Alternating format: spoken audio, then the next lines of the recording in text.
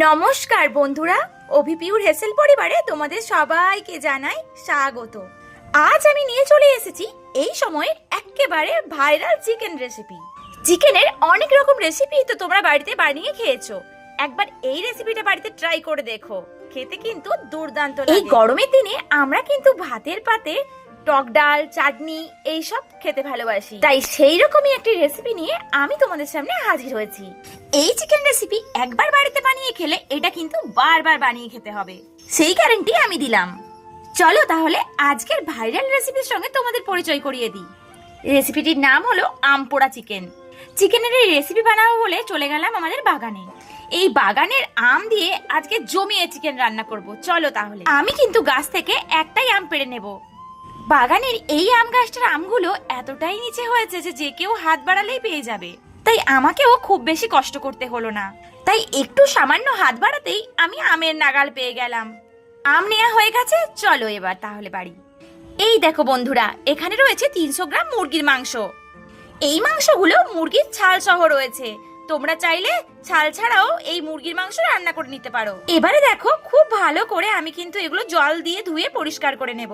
4 থেকে 5 বার খুব ভালো করে জল দিয়ে ধুয়ে কিন্তু আমি এগুলো পরিষ্কার করে নিয়েছি। মাংস ধুয়ে নেওয়া আমার পুরোপুরি কমপ্লিট। এবার অন্যদিকে যাওয়া যাক। একটা বাটি নিয়ে তার মধ্যে আমি 1 গ্লাস জল ঢেলে দিলাম।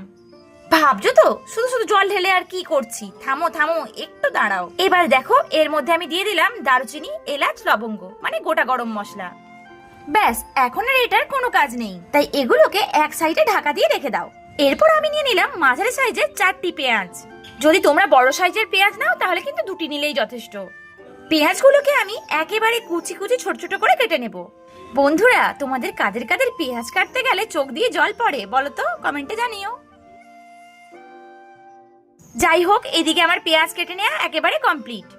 এবারে চলো গাছ থেকে যে আমটা আমি পেড়ে নিয়ে এলাম সেটা দেখিয়ে দিই তোমাদের। এই দেখো, এই হলো সেই আম। এই আমের সাথে সাথে আমি নিয়েছি একটা গোটা রসুন, একটা শুকনো লঙ্কা আর কয়েকটি কাঁচা লঙ্কা। এই সমস্ত কিছুই কিন্তু আমি আগুনে পুড়িয়ে নেব। তার আগে এগুলোর উপর একটু সরষের তেল মাখিয়ে নিলাম। একটু সরষের তেল মাখিয়ে নিলে দেখবে এগুলো পুড়ে যাওয়ার পর এগুলোর ছালগুলো কিন্তু খুব সহজে তুলে নেওয়া যায়, আর এগুলো সুন্দরভাবে পুড়েও যায়। জানো তো, কবে থেকে শিক কাবাব বানাবো বলে এই শিকটা কিনে রেখেছিলাম, সেটাই আজকে কাজে লেগে গেল। এই শিকের মধ্যে এক এক করে আম, রসুন, শুকনো লঙ্কা, কাঁচা লঙ্কা সবই গেঁথে নিলাম। কি ভাবছো তোমার কাছে শিক নেই? শিক না থাকলে কোনো অসুবিধা নেই, তোমরা কিন্তু এগুলো এমনিও কোনো জালির ওপর রেখে অনায়াসেই পুড়িয়ে নিতে পারো। আমার খুব ইচ্ছে ছিল যে এগুলোকে উনুনের আগুনে পুড়বো, কিন্তু সেটা আর হয়নি, তাই গ্যাসের আগুনেই পুড়িয়ে নিতে হলো। চলো তাহলে ওভেন জ্বালিয়ে নিই। ব্যাস, এই আগুনের উপরেই কিন্তু আমি এবার এই শিকটা ধরে রাখলাম বেশ কিছুক্ষণ। এগুলো পোড়ানোর সময় দেখবে লঙ্কা, রসুন এগুলো কিন্তু খুব তাড়াতাড়ি পুড়ে যাবে, কিন্তু আমটা পুড়তে একটু সময় লাগবে। তাই এই সময়টা একটু ধৈর্য ধরে আমটা ভালোভাবে পুড়িয়ে নিও। আর এই রসুন আর লঙ্কা কালো কালো হয়ে যাচ্ছে দেখে একেবারে ভয় পেও না, এগুলো কিন্তু এইরকমই হবে। এগুলোর কারণে রান্না একটা স্মোকি ফ্লেভার আসবে, তার কারণেই তো রান্নাটা এত সুন্দর হবে। তোমার যদি মনে হয় রসুন আর লঙ্কাগুলো খুব ভালোভাবে পুড়ে গেছে, তখন তোমরা এই শিক থেকে এগুলো বের করে রাখতে পারো আর আমটা আরো ভালোভাবে পুড়িয়ে নিতে পারো। আর আমের গায়ে এইরকম পুরো কালো কালো হয়ে গেলে তবেই কিন্তু আমটা বের করে নিও, ভেতরে আমটা কিন্তু একেবারেই ভালো আছে। কি আম পোড়ানোর সময় মনে পড়ছিল এই আম পুড়িয়ে কতই না আম পোড়া শরবত বানিয়েছো, আমারও মনে পড়েছিল। তারপরেই হঠাৎ আমার টনক নড়লো যে না, আজকের এই আম পোড়া কিন্তু চিকেন বানানোর জন্য করছি। এবার এগুলোকে একটু ঠান্ডা করে আমি কিন্তু এগুলোর খোসাগুলো ফেলে বাদ দিয়ে দিলাম। তোমরা নিজেরাই দেখে নাও, এগুলো পোড়ানোর আগে আমি একটু সরষের তেল মাখিয়ে নিয়েছিলাম বলে কত সুন্দরভাবে এগুলো ছাড়ানো যাচ্ছে। আমায় খুব বেশি খাটনি খাটতে হয়নি।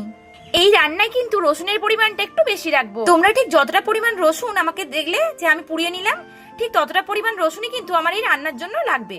এবারে এই পোড়া আম, রসুন, শুকনো লঙ্কা, কাঁচা লঙ্কা সব নিয়ে চলে গেলাম শিলনোড়ার কাছে। তার আগে তোমাদের বলে দিই, আমার এই রান্নার জন্য লাগবে 1 ইঞ্চি আদা।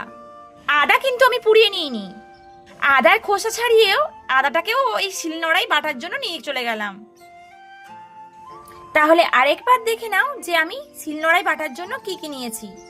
আদা, রসুন, 2 ধরনের লঙ্কা আর আম। এইদিকে সবকিছু পুড়িয়ে নেয়া, তার উপর শিলে বেটে নেয়া, মানে বুঝতে পারছো চিকেনের স্বাদটা ঠিক কতটা হবে। আর দেখো, এই যে আমের ভেতরে থাকা এই সাদা অংশটা কিন্তু বাদ দিয়ে দিতে হবে, এবার চলো শিলনোড়ায় এই সমস্ত কিছু ভালো করে বেটে নিই। আর এই সমস্ত কিছু বাটা হয়ে গেলে আমি চলে এলাম চিকেনের কাছে। আর চিকেনের মধ্যে দিয়ে দিলাম 1.5 চামচ লবণ, দিলাম 2 চামচ হলুদের গুঁড়ো। যেহেতু এই রান্নায় কাঁচা আম দেয়া হবে, সেহেতু এই রান্নায় যাতে বেশি টক না হয়ে যায় সেই ব্যালেন্স ধরে রাখার জন্য আমি কিন্তু এখানে দিয়ে দিলাম 2 চামচ মধু। এরপর আমি এর মধ্যে দিয়ে দিলাম 2 চামচ কাসুন্দি। এবারে এর মধ্যে দিয়ে দিলাম শিলে বেটে নেওয়া মশলাগুলো।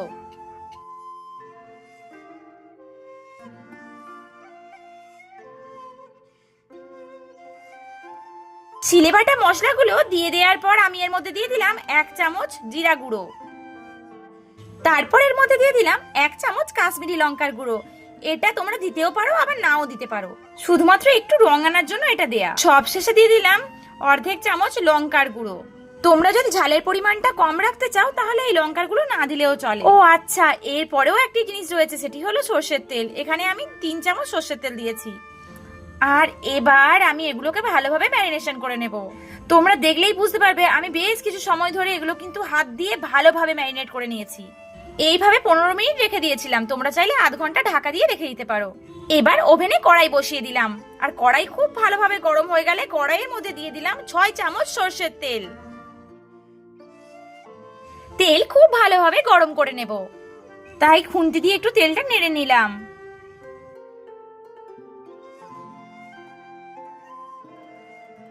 আর তেল খুব ভালোভাবে গরম হয়ে গেলে তেলের মধ্যে দিয়ে দিলাম কুচনো পেঁয়াজ।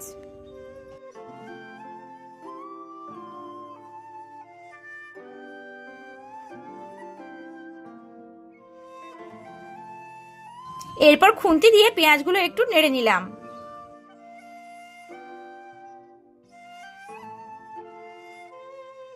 খুন্তি দিয়ে হালকা একটু নেড়ে নেওয়ার পর আমি এর উপর একটা ঢাকনা দিয়ে দিলাম, আর ওভেনের তাপমাত্রা মিডিয়ামে রাখলাম।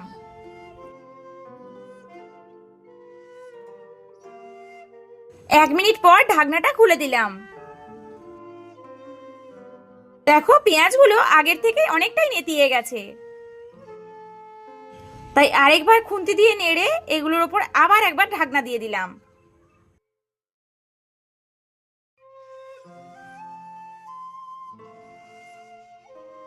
এক মিনিট পর আবার ঢাকনা খুলে নিলাম।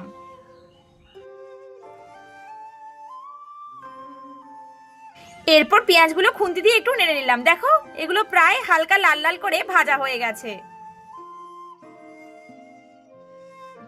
যেহেতু পেঁয়াজ হালকা করে ভাজা হয়ে গেছে, তাই এবার আগে থেকে ম্যারিনেট করে রাখা মাংসগুলো এর মধ্যে দিয়ে দিলাম। এই রান্না কিন্তু বিশাল কিছু যে সময় লাগে তা একেবারেই নয়।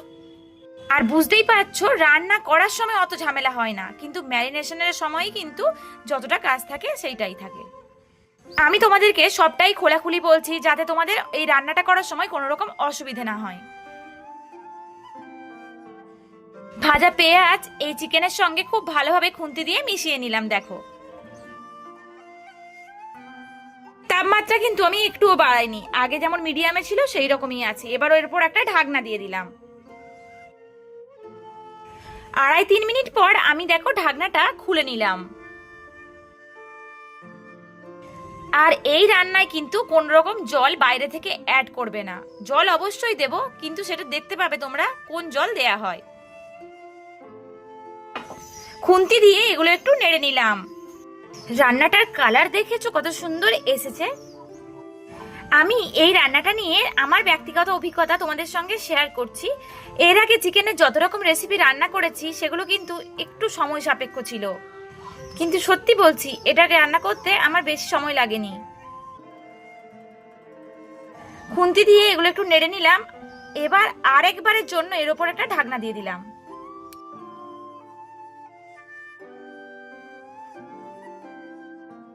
আবারও প্রায় 2.5-3 মিনিট পর ঢাকনাটা খুলে নিলাম।